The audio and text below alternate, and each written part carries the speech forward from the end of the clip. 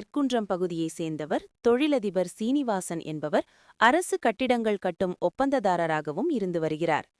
இவர் கடந்த சில மாதங்களுக்கு முன்பாக சோழவரம் வட்டார வளர்ச்சி அலுவலகத்தின் சுற்றுச்சுவர் கட்டி முடித்துள்ளார்.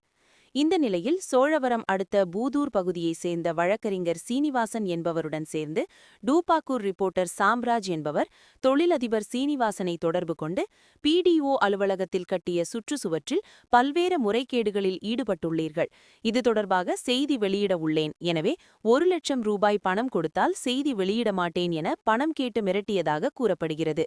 அதற்கு தொழிலதிபர் சீனிவாசன், நான் எந்த தவறும் செய்யாத நிலையில் எதற்கு உங்களுக்கு பயப்பட வேண்டும் என்று கேட்டுள்ளார்.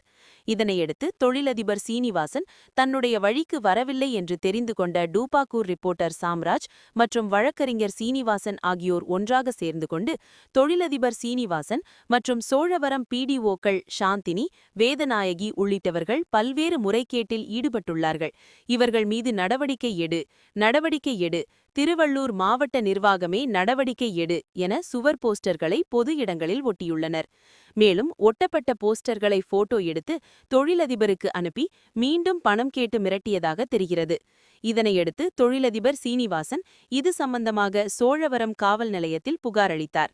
புகாரின் பேரில் வழக்கு பதிவு செய்த போலீசார் இது சம்பந்தமாக விசாரணை மேற்கொண்டு டூபாக்கூர் ரிப்போர்ட்டர் சாம்ராஜ் மற்றும் வழக்கறிஞர் சீனிவாசன் உள்ளிட்ட 2 பேர் மீது 3 பிரிவுகளின் கீழ் வழக்கு பதிவு செய்து இருவரையும் கைது செய்து சிறையில் ஆஜர்படுத்தி சிறையில் அடைத்தனர். மேலும் டூபாக்கூர் ரிப்போர்ட்டர் சாம்ராஜ் என்பவர் போலி பத்திரிகையின் அடையாள அட்டையுடன் அரசு அலுவலகங்களில் சென்று வசூல் மற்றும் ஸ்லைடு போஸ்ட் செய்திகள் போட்டு அலுவலர்களை மிரட்டி பணம் வசூல் தெரிந்தது குறிப்பிடத்தக்கது.